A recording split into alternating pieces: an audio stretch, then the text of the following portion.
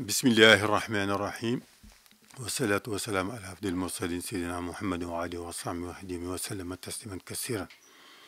Alhamdulillah, chers frères musulmans, chers frères talibés, nous allons continuer l'étude de Munawwir al-Sudur dans le chapitre concernant la division de la religion en deux volets qu'on a vu la dernière fois.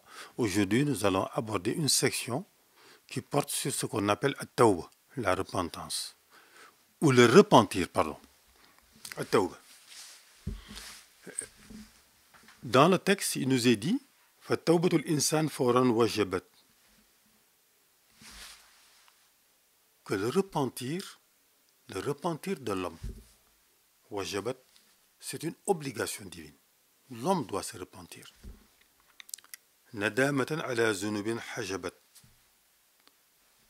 L'acte de repentir doit se faire. Bin nadama. En regrettant les péchés que l'on a commis auparavant. Donc, nadamatun ala zunubin hajabat. À un moment donné de sa vie, l'homme commet des péchés d'une manière consciente ou non. J'ai dit que le premier pas, en me basant sur ce texte, de l'homme qui va vers Dieu, Al-Murid, Salika, le Murid engagé dans la voie de Dieu,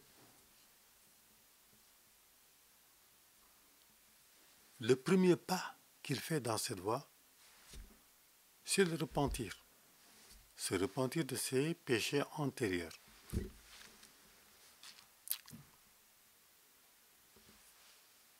Cet acte de repentir, le repentir donc se fait selon des modalités pour qu'il soit valable. Dans cette section, ce que nous allons étudier, quelles sont les modalités du repentir, en quoi consiste le repentir, les conditions de validité du repentir. Donc il nous dit que l'auteur, en l'occurrence Cheikh Ahmad Bamba, plus connu sous le nom de Abdullah Khadim al-Rasul, Fatawut al-Insan, le repentir de l'homme, Fawran wajabat, est une obligation sans délai. Nadamatun ala zunubin hajabat, en regrettant les péchés commis auparavant. Donc le croyant s'engage dans la voie d'Allah subhanahu wa ta'ala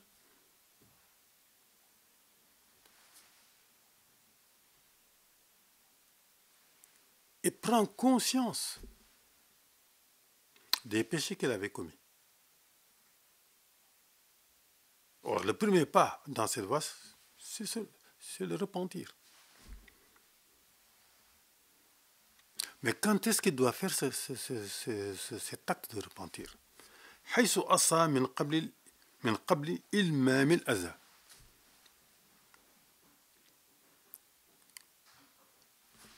Quand il commet le péché, il doit immédiatement se repentir de ce péché, sans attendre.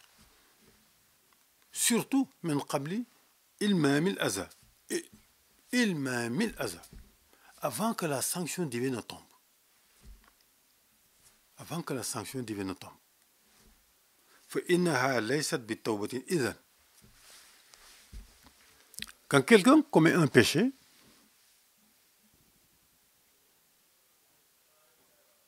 il doit, dans les meilleurs délais, se repentir. Parce que s'il attend que les détenteurs de l'autorité judiciaire s'emparent de l'affaire, il s'expose à des sanctions. Par exemple, quelqu'un qui vole, qui passe toute sa vie à voler, ce qui est interdit, c'est un acte grave, un grand péché, parmi les plus grands péchés, parmi les péchés capitaux. S'il ne se repentit pas jusqu'au jour où il est pris en flagrant délit, la main dans le sac, avec des témoins, il sera conduit devant les autorités judiciaires, il sera jugé et puni. À ce moment-là, son tawbah, son repartir, ne lui servira plus à rien. Parce qu'il s'est fait laisser prendre. Alors le repentir est valable avant que cette sanction ne tombe, avant que celui qui commet les péchés ne soit pris en flagrant délit. Il doit se repentir pour l'amour d'Allah subhanahu wa ta'ala. Il commettait des péchés, personne ne le voyait, il était couvert.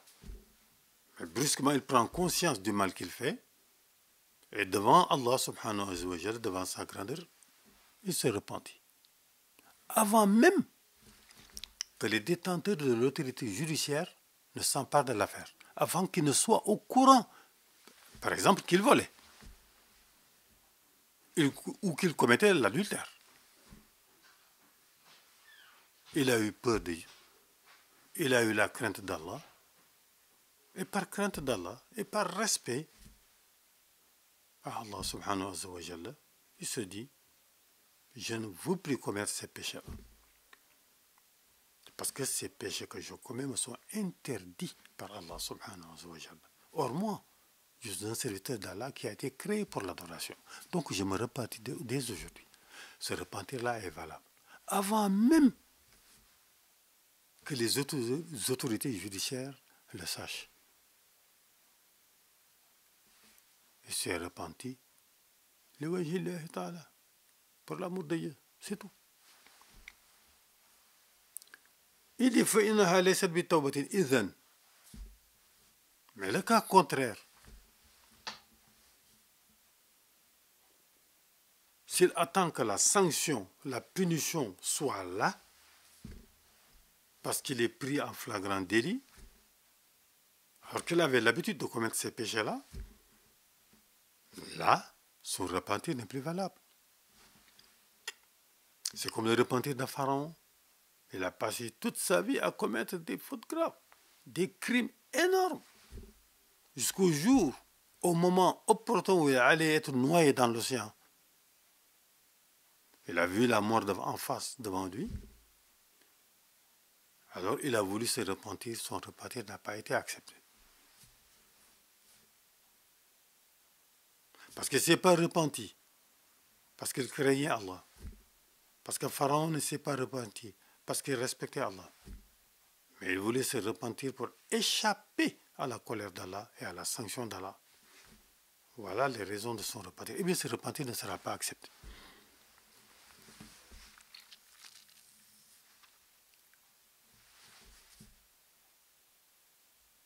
Il faut se repentir au moment choisi, par crainte d'Allah, par respect à Allah, mais non pas parce que les autorités sont là pour te punir. فتوب لربك الآلي خوف المقام. فتوب لربك الآلي فوق الملام. مقام. Excuse-moi, خوف المقام. Repentis-toi pour Allah le Très-Haut. خوف المقام. Par crainte d'Allah.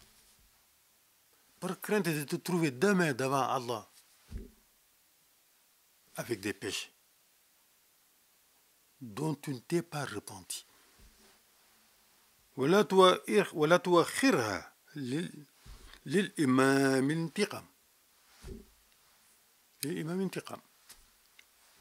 Ne retarde pas le repentir jusqu'au moment où la sanction tombe. Quelqu'un qui commettait l'adultère, qui continue à le faire et qui a été pris en flagrant délit par 4 témoins et qui se retrouve devant l'autorité judiciaire qui doit appliquer la sanction pénale, son repentir n'est plus accepté. Il fallait le faire avant.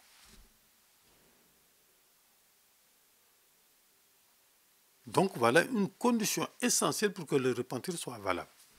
C'est repentir pour Allah avant que la sanction ne tombe.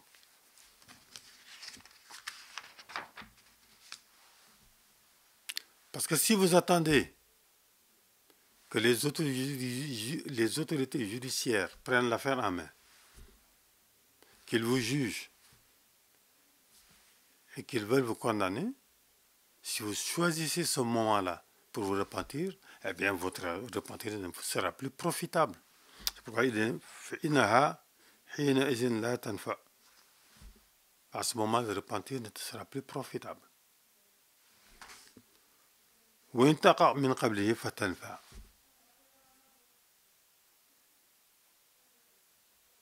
Mais si le repentir est intervenu avant que la sanction pénale ne tombe, il est accepté.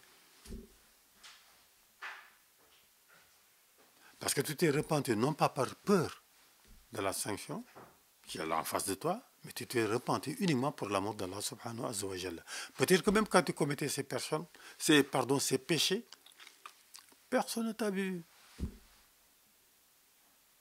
Personne n'est au courant. Tu es le seul à être au courant avec Allah subhanahu wa ta'ala. Donc tu es ton seul témoin. Mais par prise de conscience, par crainte d'Allah et par respect d'Allah, tu t'es repenti pour la satisfaction d'Allah, pour la face d'Allah. Ce repentir-là est valable. بالاعتراف والندامة. بالاعتراف والندامة. En reconnaissant ta faute, ta culpabilité devant Dieu. مع تضرع واحد قد قامها. Et en t'agenouillant humblement devant Allah pour lui demander pardon de tes péchés antérieurs. في خال رخصة أو اضطرار. Que tu sois dans l'aisance ou non.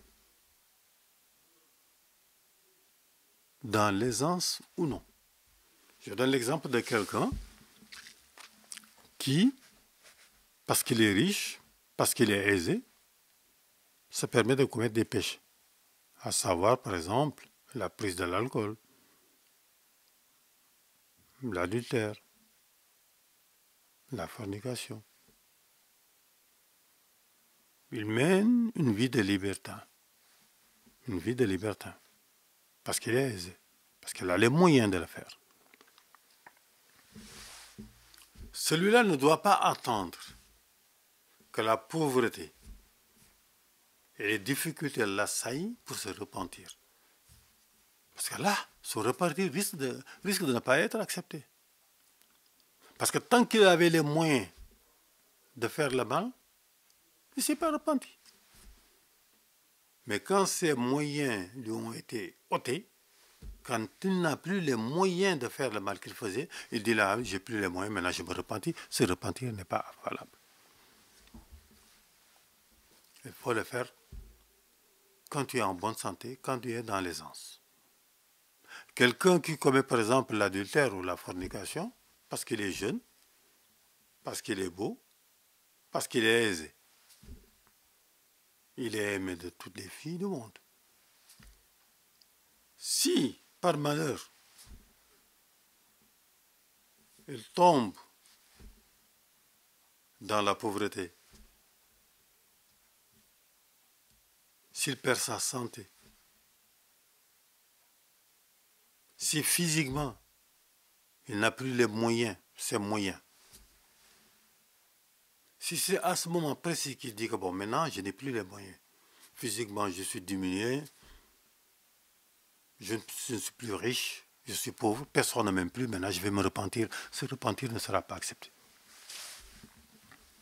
Non.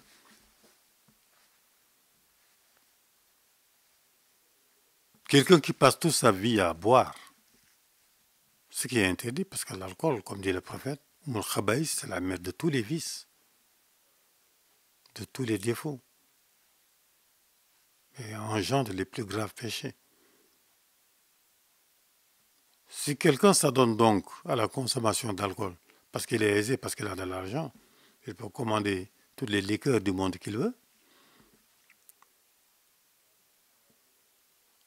S'il attend d'être pauvre, parce qu'il n'a plus les moyens, parce qu'il ne peut plus s'acheter ces liqueurs-là, parce qu'il ne peut plus voyager, il ne peut plus aller faire des voyages de tourisme pour mener sa vie libertine, s'il attend ce moment-là pour se repentir, son repentir ne sera pas accepté. Il fallait le faire quand quand on avait les moyens, quand on avait la bonne santé, quand il nous était facile de nous déplacer, d'aller faire du tourisme, des voyages de villégiature, etc.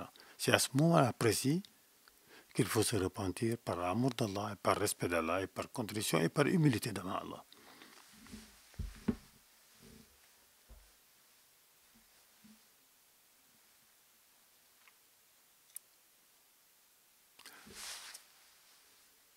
Bila tawan wa bila idrar. Le repentir, pour être valable, ne doit pas être relatif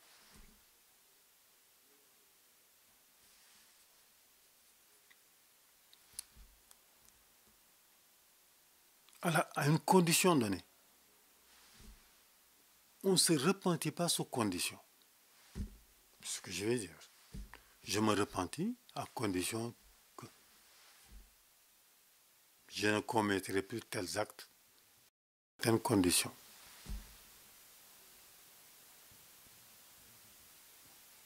Je vis en France, c'est un pays de liberté, ben je vis comme tout le monde. Quand je serai au Sénégal, quand je n'aurai plus les possibilités que j'avais ici en France, alors là, sous cette condition, je me repentirai, non. Ensuite, on ne persiste pas dans le péché. Ni la persistance dans les péchés, ni les conditions ne rendent valable le repentir. Ensuite, pour que le repentir soit valable, il y a une condition essentielle. Adam el-Aoud, ila isyan rabbi lazi yu'atil ila. Adam el-Aoud, c'est-à-dire le défaut de récidive. Il ne faut pas, quand tu te repentis d'un acte que tu considères comme un acte mauvais, revenir sur cet acte-là. Le véritable repentir, c'est comme si tu avais marché sur une braise de feu, tu te fais mal, mais quand tu lèves ton pied, tu ne remarcheras plus sur cette braise. C'est ça le véritable repentir. C'est-à-dire que tu ne refais plus l'acte que tu avais fait. Donc, le repentir doit être immédiat, sans condition, sans persistance dans les péchés, et sans vouloir revenir au péché dont on s'est repenti. Et le faire que pour l'amour d'Allah, et ne pas le faire sous la contrainte des sanctions qui sont présentes. Voilà les conditions générales du repentir. On va essayer, Inch'Allah, dans une prochaine séance, de vous expliquer les différentes maratib at-tawba, les différentes étapes du repentir, telles qu'elles sont définies ici dans Mouaïbou, dans Munawwir Sudur. Wassalamu alaikum wa rahmatullahi ta'ala wa barakatuh.